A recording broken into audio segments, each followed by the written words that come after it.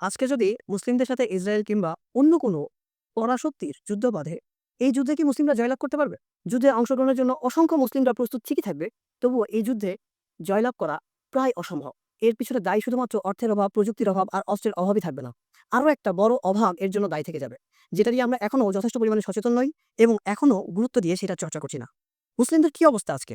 ২০০ কোটির উপর মুসলিম পৃথিবীতে বর্তমানে জীবিত অবস্থায় রয়েছে। তারা শুধুমাত্র ফেসবুকে বসে, বসে অন্য দেশের মুসলিমদের দুর্দশাকে দেখে এবং আবেগবশত ২ টা পোস্ট বা রাস্তায় নেমে কিছু স্লোগান সারা বিশ্বের জন্য দেখায়। ২০০ কোটির উপর মুসলিম তারা জানেই না, তাদের সামনে যখন মুসলিম শিশুদেরকে হত্যা করা হচ্ছে, তাদের সামনে যখন মসজিদগুলোকে ভাঙিয়ে ফেলা হচ্ছে, তাদের সামনে যখন মাদ্রাসাগুলোকে বন্ধ করে দেওয়া হচ্ছে, এখন আমাদের কি পদক্ষেপ নেওয়া উচিত আমরা তাই জানি না। এর কারণ? কারণ আমাদের মধ্যে ধর্মীয় চর্চাগুলো নাই।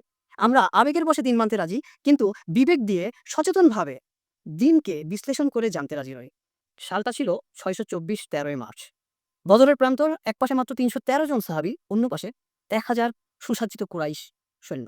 এই সাহাবীদের কাছে ছিল খেজুর পাতার ডাল আর হাতে কাঠের তলোয়ার। আর অন্য পাশে খাদ্য, ঘোড়া, তীর, তলোয়ার, কোনো কিছুরই অভাব ছিল না। তারপরও ইতিহাস সাক্ষী, বিজয়ী কাদের হয়েছিল?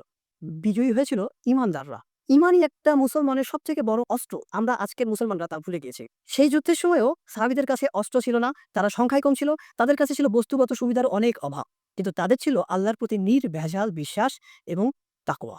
এমন অভাবনীয় নিদর্শন ইসলাম ইতিহাসে আরও দেখিয়েছে। খন্দকের যুদ্ধে ৩,০০০ মুসলিম বনাম ১০,০০০ সৈন্য। তাবুকের যুদ্ধে ৩০,০০০ মুসলিম বনাম ১,০০,০০০-এরও বেশি শত্রু।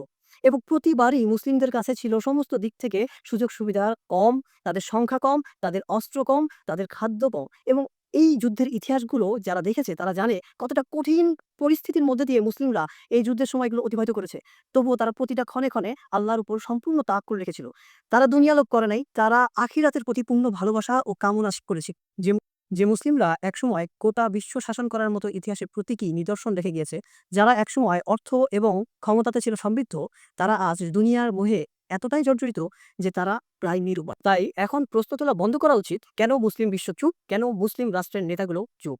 বরং প্রশ্ন তোলা উচিত, আমার ইমানের কি অবস্থা? যে ইন্টারনেট আজকে গোটা বিশ্বকে প্রভাবিত করছে আর ইসরায়েলের পক্ষ হয়ে কাজ করছে, সেই ইন্টারনেটের সোশ্যাল মিডিয়াগুলোতে প্রমোশন আমরাই করেছি। যে মুসলিম বিশ্বদের দিকে আজকে আঙ্গুল তুলছি, যে মুসলিম নেতাদের দিকে আঙ্গুল তুলে তাদেরকে কাঠগড়ায় দাঁড় করাচ্ছি, তাদেরকেও নির্বাচন আমরাই করেছি। তাই এখন সময় এসেছে, আবেগ দিয়ে ইসলাম মানব না, বরং বিবেক দিয়ে বিচার বিবেচনা করে নিজে যাচাই করব, নিজে কোরআনকে জানবো, নিজে হাদিস চর্চা করব এবং সত্যিকারের দিনকে নিজের অন্তরে বহন করব। অন্য কোনো ব্যক্তিত্বের জন্য নয়, কোনো স্বার্থের জন্য না, কোনো রাজনৈতিক দলের জন্য না, কোনো জনপ্রিয় ব্যক্তি বা নিজের পছন্দের ব্যক্তিত্বের জন্য নয়, শুধুমাত্র আল্লাহর সন্তুষ্টির জন্য রাস্তায় নামবো, শুধুমাত্র দিনের জন্য আমরা লড়াই করব। তাই বিজয় লাভ করা তখনই সম্ভব হবে যখন আমাদের অন্তরগুলো আল্লাহর সন্তুষ্টিতে জয়লাভ করবে। তাই এখনই সময় এসেছে নিঃস্বার্থভাবে দিনের জন্য, ইসলামের জন্য, আল্লাহর সন্তুষ্টির জন্য, নিজেদের আখিরাতের জন্য রাস্তায় বের হওয়ার, গুনহার জীবনকে ত্যাগ করে আখিরাতমুখী হওয়ার। আর মনে রাখবেন, আজকের মুসলিমরা ক্ষমতা হারায়নি, হারিয়েছে তাদের অস্তিত্বের পরিচয়। সেই পরিচয়কে ফিরিয়ে আনতে হলে জ্ঞান চর্চার বিকল্প নেই।